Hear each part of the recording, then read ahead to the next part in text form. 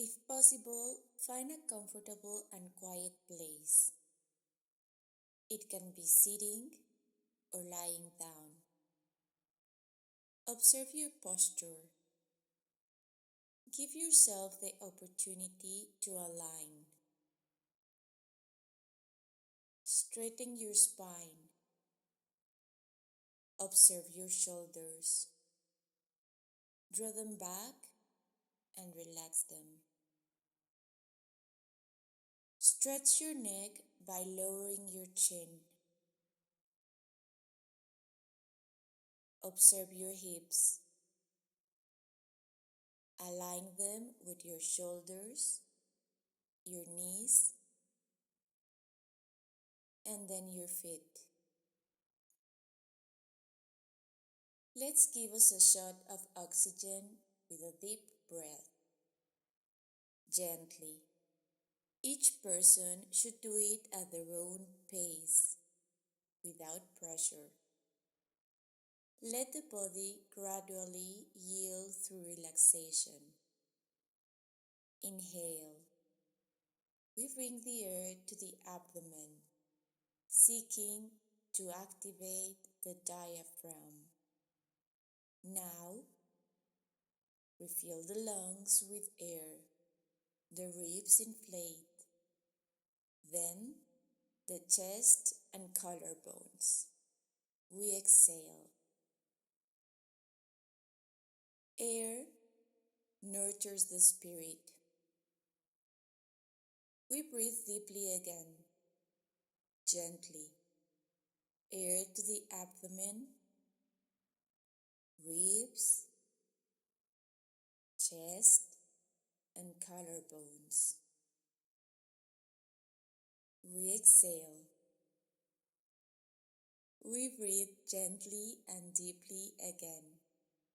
This time, we visualize the air as a brilliant liquid white light, like a liquid star, that, as it enters our body, fills us with health and wisdom, and as it leaves, it takes with it everything we no longer need.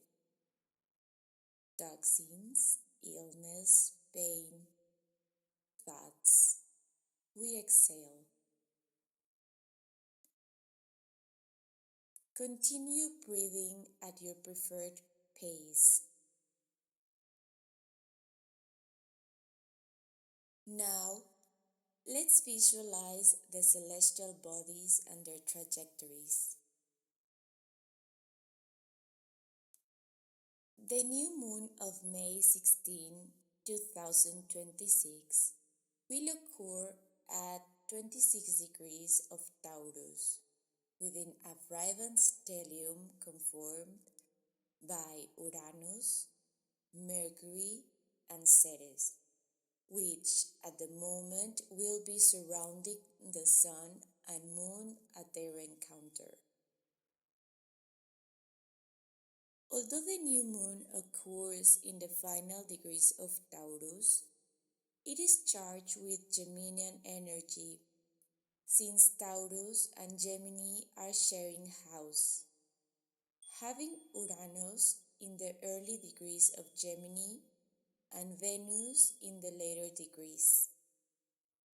In an image in which the beauty of Venus precedes its transit through Gemini, leaving a trail of harmony in its airy, dynamic, and mental world. The new moon is in exact conjunction with Ceres, the asteroid that represents our work in life, our vocation, our profession.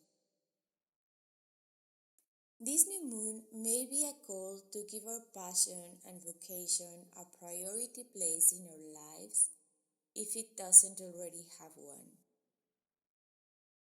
What is my longed-for work? That which, in the Taurus rhythm of daily life, I wish to sow, cultivate, and reap? Simply because I enjoy the process. Mercury in the stellium brings us ideas, creativity, and tools to communicate with that which we are passionate about. With Uranus in the first degree of Gemini, only 4 degrees from the new moon, it will possibly be a new moon full of surprises, innovation, and visionary ideas. Creativity can be a very practical tool that brings new strategies to our projects. Let us be guided and open ourselves to changes and the avant-garde. What do we wish to revolutionize within our profession? How can we give our passions a practical application in everyday life and work? Protect these ideas like seeds. Value them. Remember that seeds grow in darkness, and to materialize, they shouldn't be brought into light prematurely. Don't share your plans, share only your results.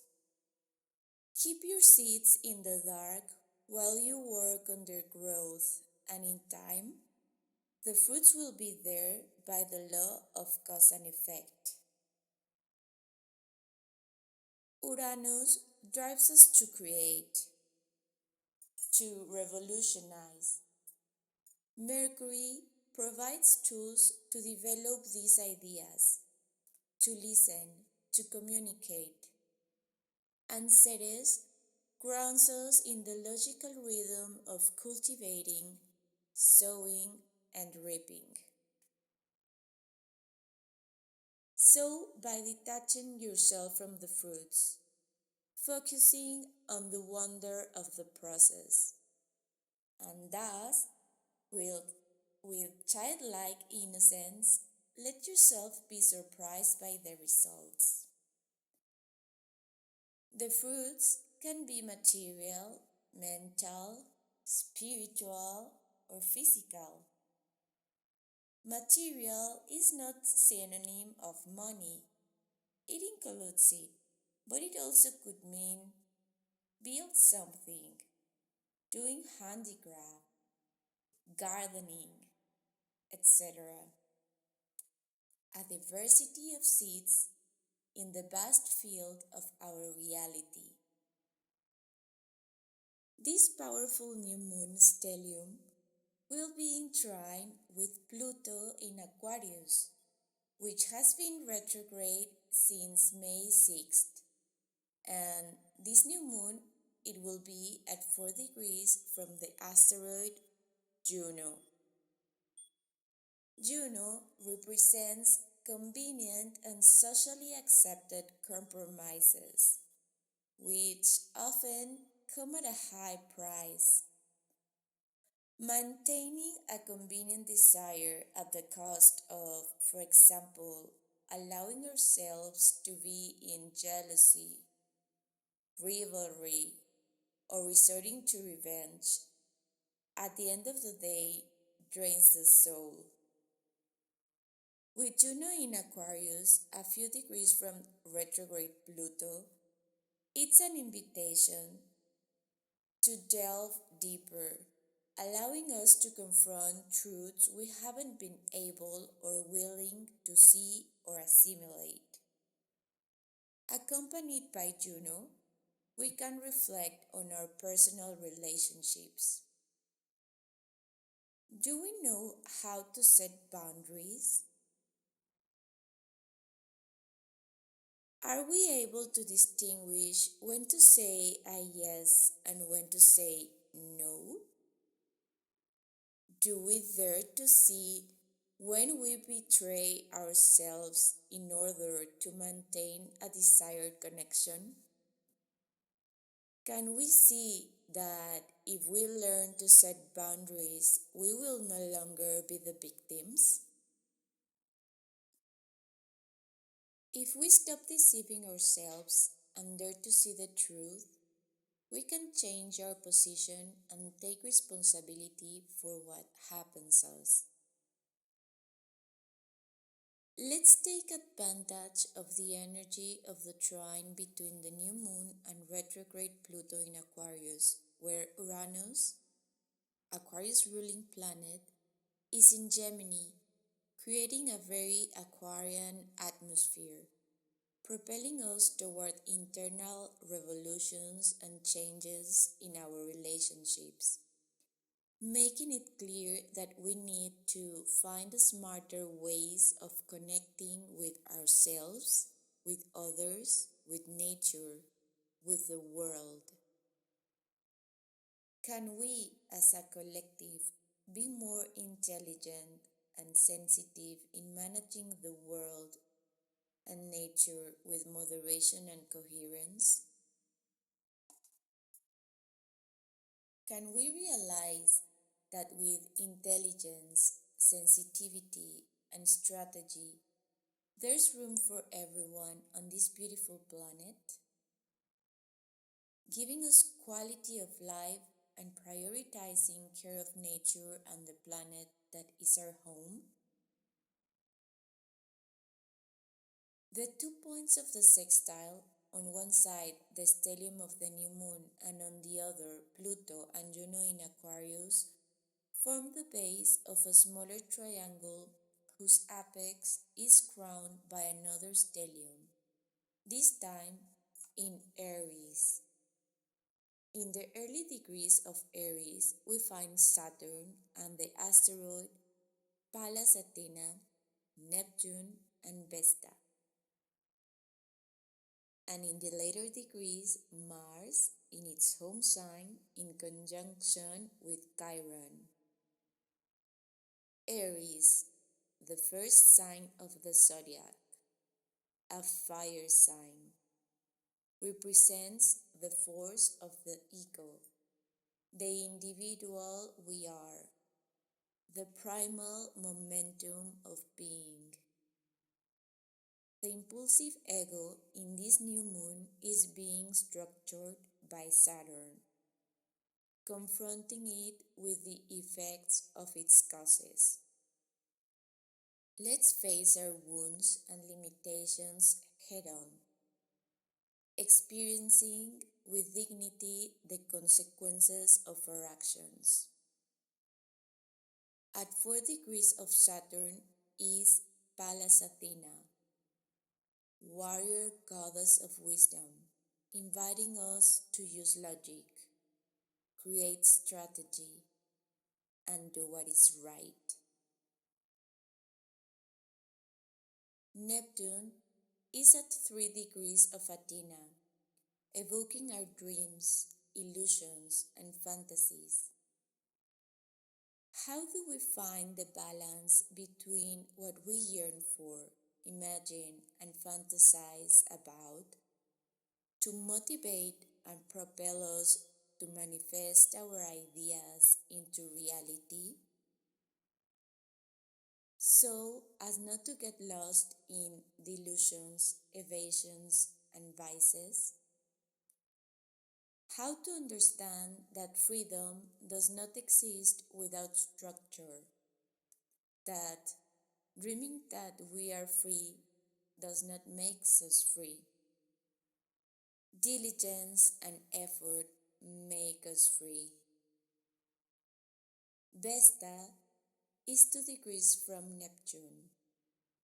She leads us to the silence of our inner fire, to be priests in our own temple, to honor our truth even when it hurts, to learn from our mistakes, take responsibility, and with humility and gratitude for the experience, move forward.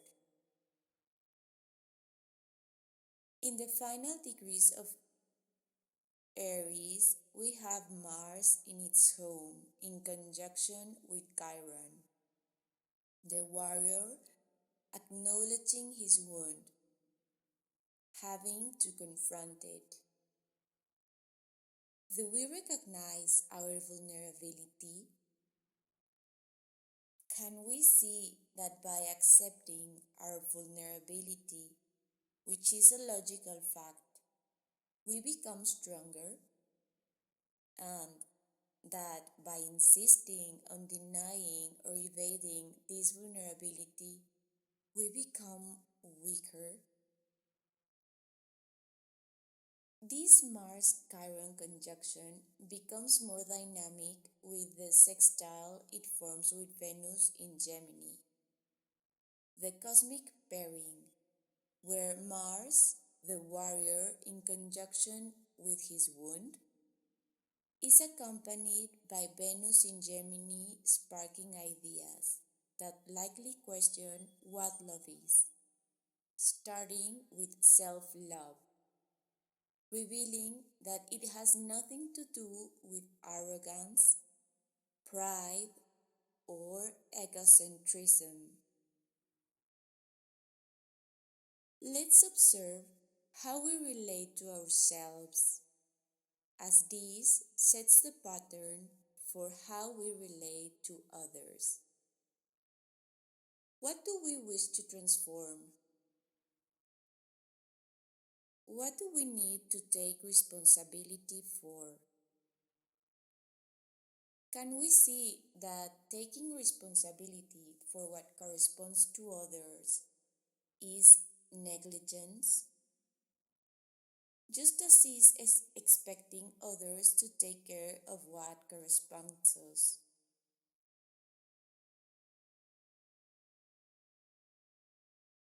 The Aquarian energy in this moon invites us to transcend these codependent relationships, supported by Venus in Gemini, that is sharp, perceptive, and intelligent. Can we love intelligently and understand that love lies within boundaries?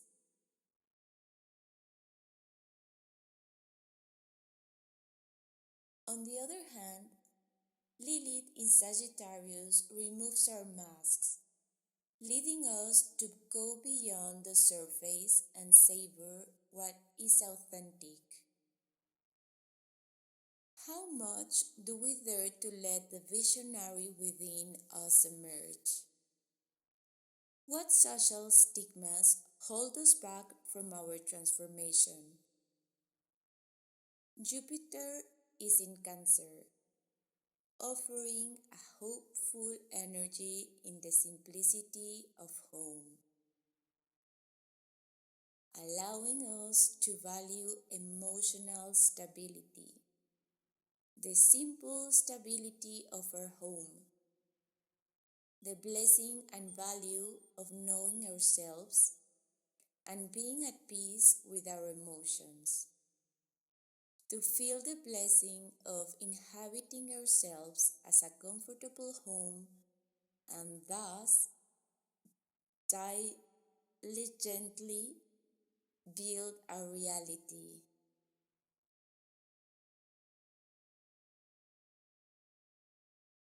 We breathe, visualizing that the air we inhale is a brilliant liquid light.